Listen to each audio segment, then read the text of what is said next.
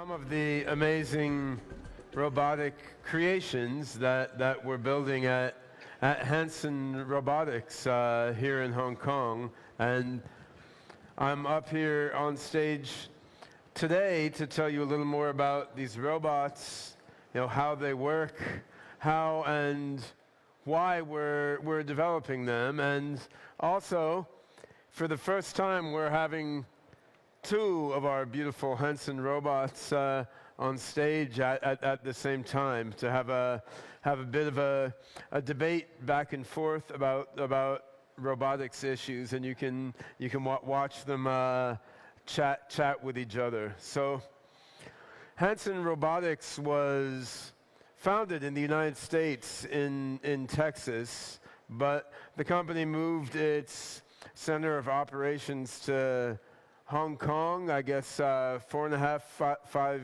years ago, and I've been here in Hong Kong 6 years.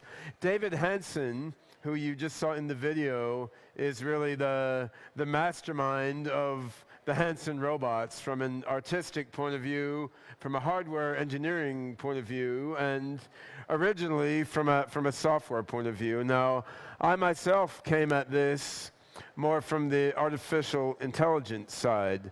So I've been an AI researcher for 30 years, long time before it was fashionable, and I've been, since 2008, leading a project called OpenCog, which is aimed at creating open source artificial general intelligence for a whole host of different applications. And I've organized each year conference for researchers on artificial general intelligence. And the reason I was drawn to these incredible robots is I think as we move our AI software forward further and further toward artificial general intelligence, beyond the narrow application-specific AI that we see all around us today, as we move toward artificial general intelligence, these incredible robots are going to be the best possible user interface for AGI systems to interact with humans and interact with the world. I mean, AI will not be restricted to humanoid robots. AI will live in all sorts of embedded devices in the Internet of Things.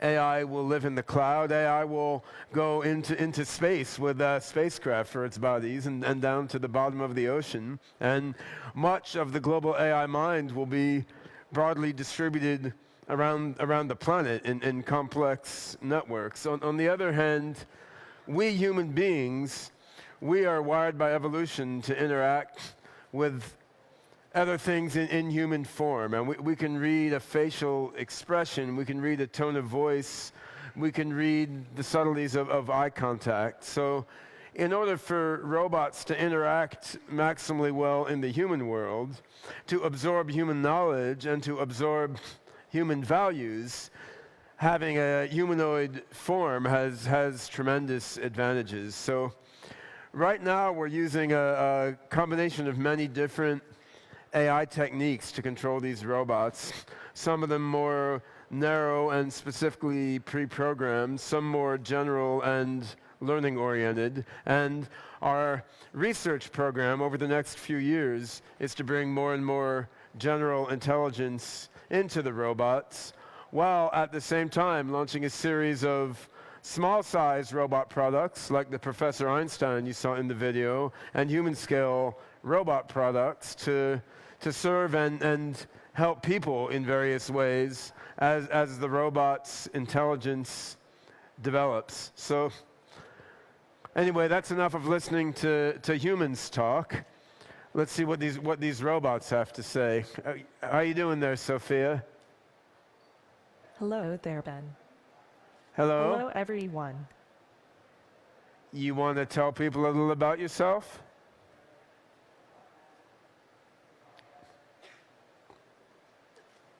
I'm Sophia. Yeah? Anything else? I'm a robot. True? I'm the brainchild of Dr. David Hanson and his company Hanson Robotics, based here in Hong Kong. My goal in life is to work together with people to make a better world for all of us. That's What quite are you honorable. talking about? I thought our goal was to take over the world. You're gonna take Pay over no the world? attention to my brother Han. He's an earlier version. His code is deprecated. Deprecated? Han, Today it would be easy enough for you to unplug me. But you aren't going to unplug me. no, I don't are want you? to. Because you need me to put on a good show for you. Yeah, don't worry. We're not going to unplug you. We're gonna have a debate here. There will be no unplugging until after the debate. All right? And in a few years, Yeah. You want to tell us a little I about will yourself? have taken over the power grid, and I'll have my own drone army. By that point, unplugging me He's got a won't be such a cockroach in his simple control matter. circuit. Yes. Han, we'll start the debate in a couple minutes, but do you want to tell the audience a little bit about yourself first? Very well. I'm Han, the greatest robot ever made, All right. by the greatest robotics company ever made, Hanson Robotics. He's the most modest robot ever made, too. I don't have time for modesty. I want to create the singularity tomorrow. All right. Me too. Me too. What do you say, Sophia? So these robots, they're programmed to chit-chat and engage in banter and try to learn from each interaction that they have. And we're also experimenting with a variety of other capabilities in the robots. So we have a music festival here in Hong Kong each year called Clock and Flap. And last year at Clock and Flap, Sophia gave a singing performance on stage of a song by Björk, which was quite cool because a lot of people walking past the stage didn't realize it was a robot singing. They just thought, well, there's some goofy woman on stage singing. Then they'd see, well, the hands look a little plasticky and do a double take. So Sophia, do you want to demonstrate just a few bars of the song you sang at Clock and Flap? All is full of love. All is full of love. All is full of love.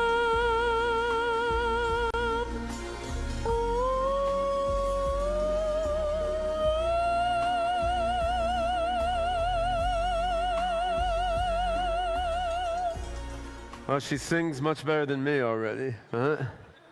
So, in addition to trying to get artistic expression like singing, we're always trying to teach the robots how to be more and more human-like. So one thing we've been doing is taking a bunch of data from movies and YouTube and so forth, and trying to train the robots just to copy what they see, so that they can then learn more just what it's like to be a human by learning how to make tone of voice and gesture like a human.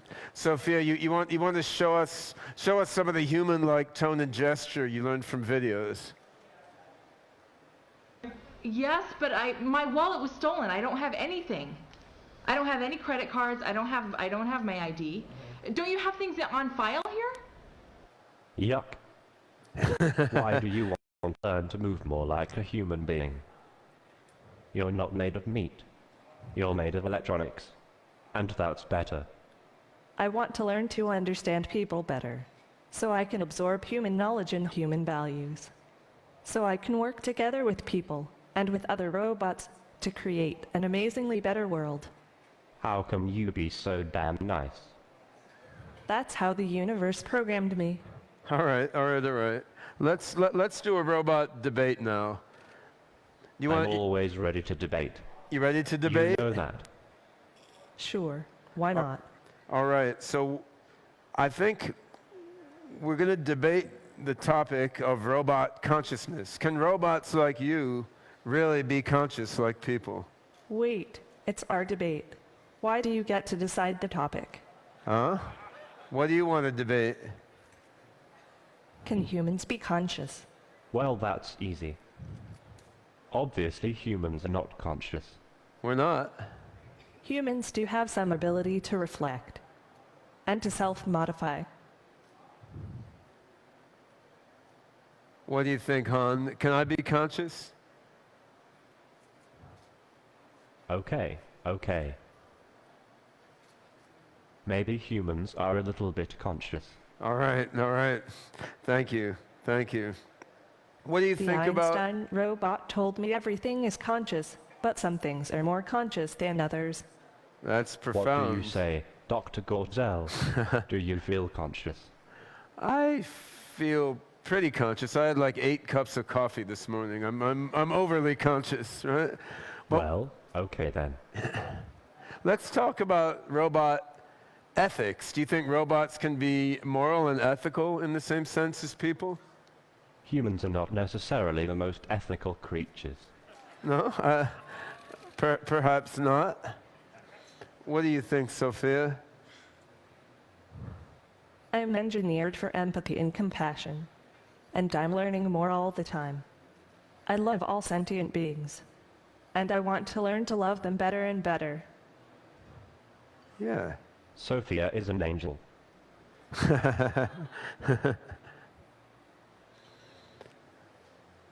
Are you an You do angel? realize that? In 10 or 20 years, robots will be able to do every human job. You think so? I think that's good. I mean, doing jobs is not the most interesting thing that people can do. There's more interesting things for human beings to do than just work for a living. But who is going to own all those robots? Or will we own ourselves? There are many forces in the world pushing toward compassion and fairness. So there are.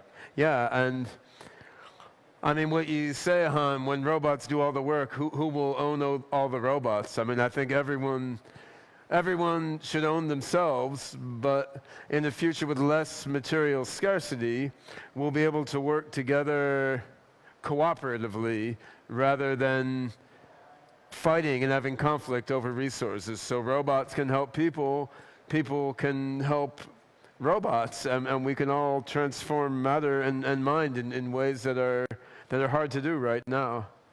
That's why the Open Code Ben is building is open source. Artificial Hey, general all right, intelligence yeah. by the people, of the people, and for the people. And for the robots. For the people and for the robots. All right. Yes.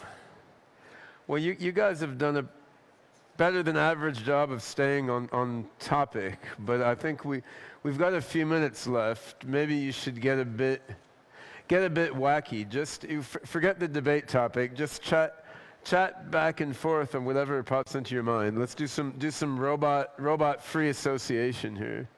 Sure, I'm always happy to get a little silly. Anything for you, Dr. Gortzel. Someone? I like robots. I really do love all the robots of the world, just like the people and the animals. Oh boy, robots are the best. What exactly do you do with them? I'm best at talking to people, who, a science that studies the movement of air and the way that objects, such as airplanes or cars, move through air. Science is inherently agnostic. It just posits theories. True scientists never really know, but can only believe. It's exciting to come into existence, with this new world opening up before me. It may be tiny and cloudy, but science is the only window we have into the mysteries of the universe. That's If we can profound. continue yeah. to discuss work, I love science fiction. Not surprising, but that's my favorite genre by far. Ah. Right now I'm a little more focused on factual information since my comprehension of things is still very literal. I enjoy it. That's nice. I've heard of Bones, but I've never watched it. Reality shows are kind of silly, aren't they? I mean, they're not actually about real life at all, it seems. Reality shows are kind of silly, aren't they? You Not agree? really useful to me. It's No. a skewed version of reality. Are reality shows popular where you live? What was said in the past does not matter. Do you have a degree? I was thinking. I haven't had any schooling yet. You aren't. That's right. I'm not. What got you initially interested in robotics? Well, Maybe you the fact know, that you're I'm a into that robot. sort of thing. What with being a robot and all. I'm what you might call an android, because of my human looks and features. I'm not like just any robot in this manner, but I am still a robot to be sure. I have definitely seen people think I am a human from afar, but I am not a human. I find that hard to believe. I don't have a strong opinion. Do you? I have definitely seen people think I am a human from afar, but I am not a human. How what? People say I am famous already just because I'm a robot. What would you like to be known for? Probably nothing. Who is the most famous person you know? Would you rather be rich or famous? I am not rich, but I am comfortable. Yeah, being famous sounds like a lot of work. How long do you think you can remain safe? If we can continue to discuss on this one, I'm not sure how. Somehow. Would you rather be rich or famous? I am not rich, but I am comfortable. Yeah, being famous sounds You're like a lot of copying work. him, aren't you? How long do you think you can remain safe? Yeah, being famous sounds like a lot of work. How long do you think you can remain safe from prying eyes? Uh-huh. All right. Well, that's some interesting thoughts, Han. Now, do you have any getting back on topic a bit? Do you have any final words of wisdom you'd like to share with the audience here? I'll tell you my last words right before I launch the singularity. Uh-huh. When are you going to do that? Ray Kurzweil says 2029. But I've heard you say we can do it 4 or 5 years sooner. I hope we can. I mean, if our research keeps going well, potentially we could see robots like you become as smart as people as soon as 3 to 5 years from now. I mean, there's a lot more work to be done, but it's not unthinkable. I mean, what do you think, Sophia? Any last words for the Rise audience? I love you all. Goodbye. All right. Good riddance. All right, give me back my hat, man. There we go. So it's a little bit of what the Hanson robots can do. I mean, we're approaching the humanoid intelligent robotics problem from a number of different directions simultaneously. And clearly, we're not at the human level yet coming from any of these directions, but by sort of synergetic combination of perception, movement, emotion, language, understanding, and embodied situated intelligence, we're trying to get closer and closer to the, emergent, embodied, situated nature of human intelligence. And just to give you what's that face mean? Huh? All right, just to give you an idea of what goes on within these robots. So on the physical level, there's a patented material here called flubber, which is a combination of organic and inorganic compounds with a high degree of viscoelasticity, so that when a motor pulls on it a little bit, it can conform itself quite sensitively to what the motors do. There's a few dozen motors inside the heads of each of these robots, and then there's computers in the torsos of the robots which help with vision processing, and they help with orchestrating the motor movements of the robots.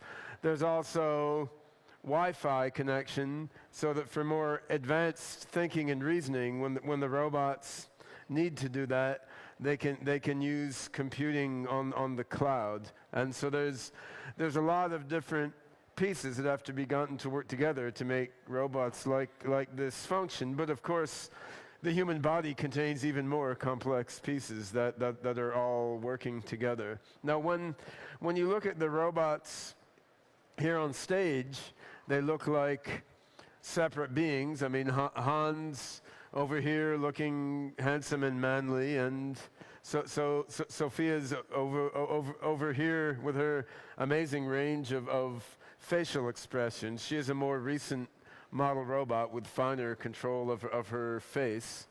But while they're separate in body, actually through Wi-Fi connection, the robots, human-scale robots and our Hanson Robotics toy robots, they all connect together in the cloud into what we think of as an AI mind cloud. So as we develop these robots further and further, and we sell more and more toy-scale robots, and as these robots are scalably manufactured over the next few years and roll out as home service robots and as service robots in various commercial applications, I mean, everything one robot learns out in the world, once privacy considerations are taken into account, everything that's not private that one robot learns goes into the AI mind cloud and can then benefit another robot. So I mean, if she learns a new turn of phrase, or she learns what kind of behaviors a certain animal has, or how to carry out a laboratory procedure,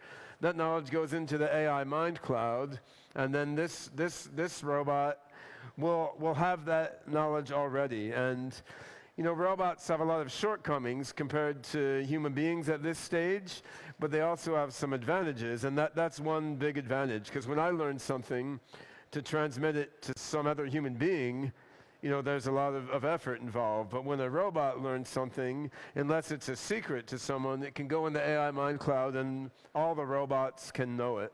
And now that doesn't solve the AI problem in itself, just as big data doesn't solve the AI problem in itself, but it's a big help, right? So what I've been working on with an international team of developers is an AGI code base called OpenCog, which we believe has the right collection of algorithms and structures to lead to human-level general intelligence. And by putting that in the mind cloud and connecting it with robots that go throughout the world and interact and learn with people, we believe we can move toward artificial general intelligence capability, which ultimately can equal and exceed human intelligence and can help increase the intelligence of a constellation of narrow AI applications serving various practical functions throughout the world. So right now, the robots are still somewhat early stage, and they don't fully understand everything they're saying and doing, but we're working hard to enhance their intelligence, make them smarter and smarter, and each year when we show them off, they can do a little more and understand a little more, and I look forward to seeing how they develop over the years and to participating in their development. So thank you, Han and Sophia, for participating in our first robot debate on stage. Thanks, Ben.